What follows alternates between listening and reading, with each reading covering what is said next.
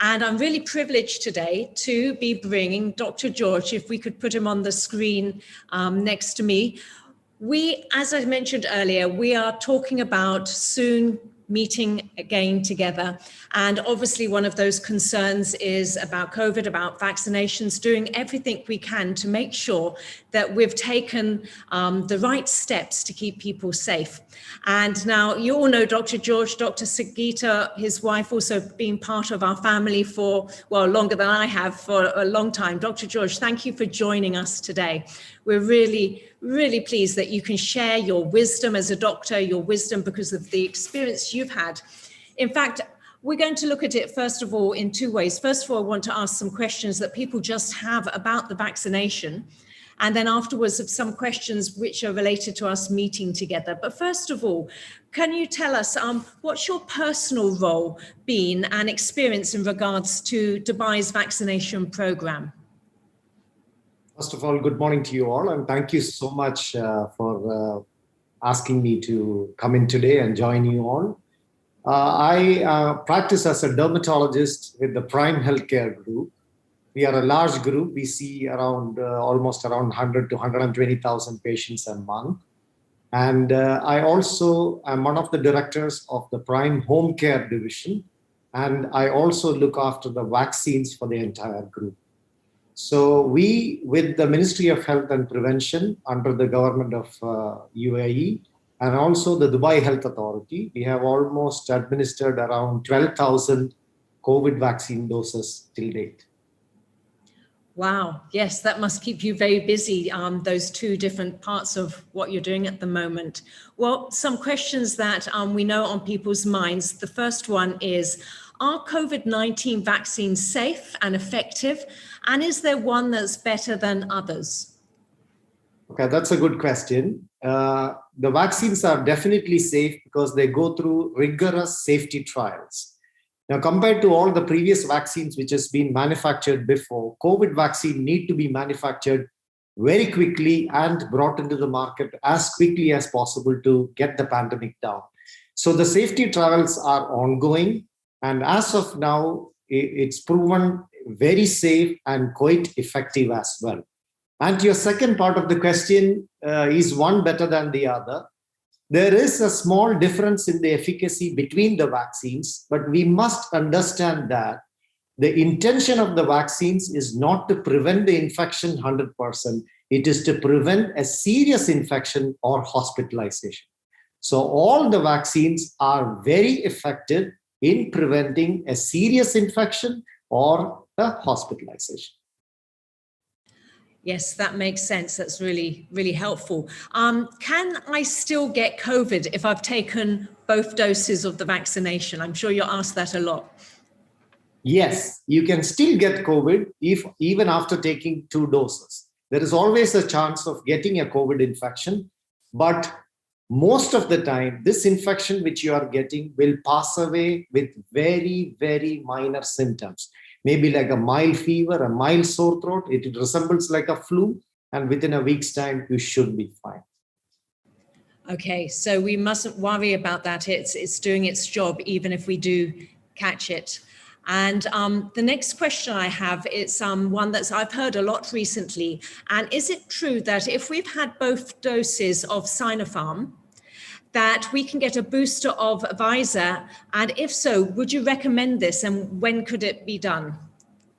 All the initial studies showed that it's not a wise thing, or perhaps it's not safe to mix vaccines. But there has been a recent large study done in the United Kingdom and published in the medical journal as well, where they gave one inactivated vaccine, which is the Oxford AstraZeneca vaccine, followed by another vaccine, and they came to a conclusion that the antibodies produced are of larger levels, as well as it gets prolonged for a longer period of time. Hence the decision, and the Abu Dhabi government, this is the government of the United Arab Emirates, which is called the Ministry of Health and Prevention, has already decided to give a booster 6 months after the 2 doses of the Sinopharm. So the people have an option to choose Sinopharm itself as a booster after 6 months, or even Pfizer as a booster after 6 months. So it's proven safe. and it is also presumed that the antibodies will be produced more in quantity and which stays for a longer period of time. Oh, that's really encouraging. Thank you. Thanks for sharing that. My next question is, if I have already had COVID-19 and recovered, do I need to get a vaccination? Yes, you would still need to get vaccinated, because if you have a milder COVID infection, the amount of antibodies produced again is at a lower level, and they do not stay for a longer period of time, maybe 2 to 3 months, and the antibodies goes down and you are again prone to an infection. But if you have had a serious COVID infection, yes, you have had more antibodies production, which will definitely stay for a longer period of time.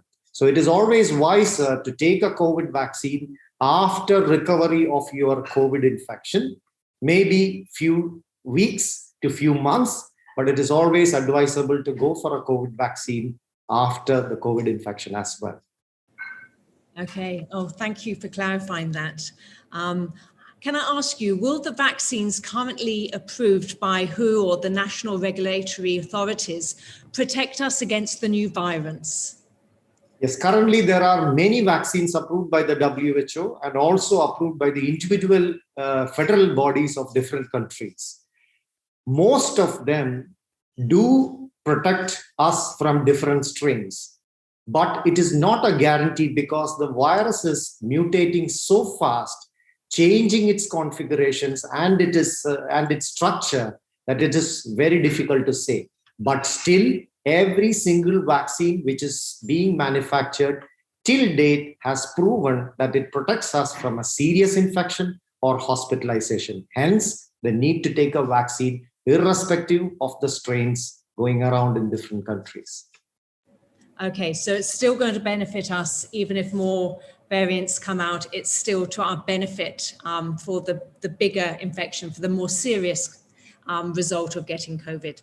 Absolutely. Thanks, George. That really does give peace and encouragement. Now, how soon will we need to get vaccinated again? We've already mentioned about that booster. Is it going to be a booster, or is it going to be like an annual get vaccinated from the start again?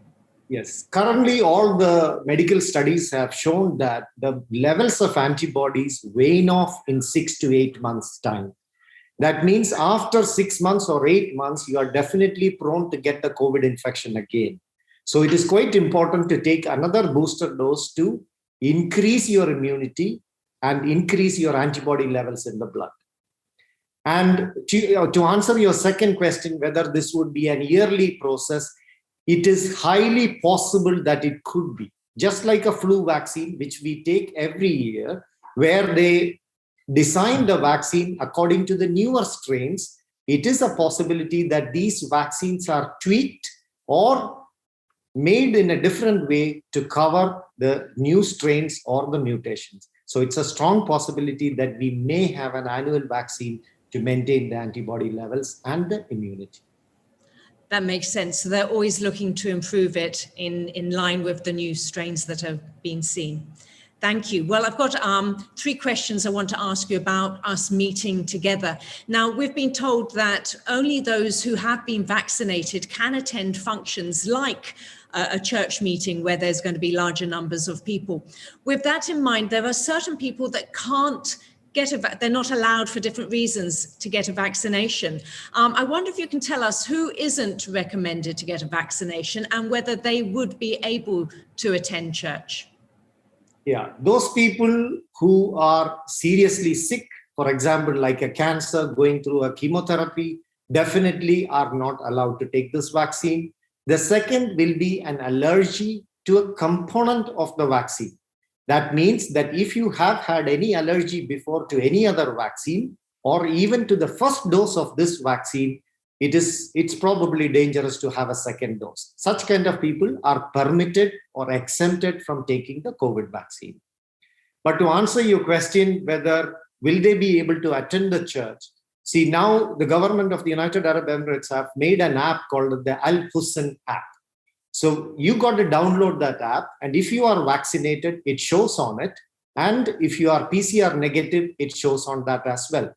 But if you are exempted from the vaccine, of course, the duration of the PCR negativity which is permitted as 30 days, will become less, which means that perhaps you should be PCR tested either 12 hours or 24 hours or 48 hours before you attend a conference or a meeting, even though you are not vaccinated. But ideally, you should be vaccinated and you should have a PCR test, which is negative. Okay, so that's something that's recently come out, hasn't it? That status on that app saying whether you've also had a PVR test recently. So you could see a time when we meet up that we might be showing that app and showing our status.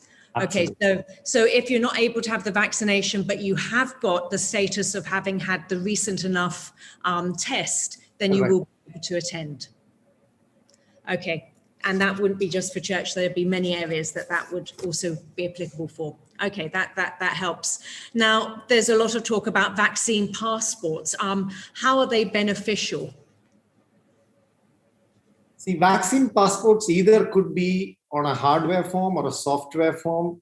It can be on an app. It can be a different modes of applications, but basically it just shows that you are vaccinated. And several countries accept that vaccinations, which is an international vaccinations, and you may be exempted from quarantine if you show that. So in one way, it is good that because it can allow free travel and the country can decide whether you need to quarantine or not. So currently in the United Arab Emirates, I think the Al Husn app is probably going to be like a vaccine passport. Yes, that makes sense. Dr. George, I was coming to the end of my questions, but I wonder if you would mind me just asking one I see on the chat group. I hope it's not a curveball, but we've been asked, unvaccinated children, will they be allowed to attend church? I mean, that's asking for you to speculate, but... Well, it's honestly a very difficult question to answer, but it is up to the Community Development Authority and the government of Dubai to put some specifications on it. Children previously were exempted from vaccines just because of the fact that they were not included in the trials. There is no evidence to prove that it is harmful for the children. So the Pfizer vaccine have started the trial in the children. So hopefully, even below 12 years, the vaccines may soon be allowed to be given. So if that's the case, there should not be any issues at all. But even if it is no, I think for the kids to attend, all they need is to maintain the safety protocols, even though they are not vaccinated. But this is something which the government, the CDA, and the Dubai Health Authority should take a decision on. Okay, so we'll probably be hearing more from them in the coming days as Absolutely. Things open up. Great. Well, my last question really is not a question. It's, is there anything else that you think would be useful to share with us? See, I think the most important thing is we need to vaccinate ourselves. We need to protect our family. We need to protect our community, and we need to protect our country. Only if a larger number vaccinates, then only there will be a herd immunity. It's like a race. The vaccines are going in one direction. The virus is going in one direction. You need to overtake that. If you need to overtake it, you need to increase the number of vaccinations. The United Arab Emirates has done a fantastic job. We are just behind Israel in the number of vaccines given. If you look at Dubai, almost 2.3 million out of 3.1 of Dubai has already been vaccinated. Almost 40 to 45% of the entire nation has been vaccinated with 2 doses. And the recent statistic from the Dubai Health Authority states that 8 out of 10 people who are infected are unvaccinated. 9 out of 10 who have landed up in ICUs are also unvaccinated. So these statistics give us a lot of push to go for vaccinations. But even after the vaccinations, we must ensure that we must maintain all the safety protocols. We cannot be lax. That is the key message. Thanks, Dr. George. Yes, that's a really good point. You've really encouraged us the importance of vaccinations and how they protect us, but that doesn't mean we stop doing all the other things that go alongside protecting ourselves and each other. Well, really a big thank you for joining us today. And I hope I can say on behalf of you and of City Hill, if anyone has any questions that haven't been addressed, please, we're going to put up a jot form now. Yes, it's there in the chat box. If you've got any questions, now they might turn out to be more pastoral or theological anyway, or they might be medical. So we will answer them if you send them in. Either Dr. George will answer them, or as a church, we will answer any questions you have concerning that. Thank you very much, Dr. George. Thank you very much. What I would say is that in case if anyone has any queries, they have my number. They can WhatsApp me directly. I'm more than happy to answer those questions. So it will not be any botheration to the church itself. So don't worry about it. Anytime I'm open. They have my number. They can WhatsApp me and contact me anytime. It's my pleasure. And thank you. God bless you all. Blessing you and Sangeeta are to us. Thank you very much. God bless. And we're going to go now to Jacob to continue with our worship.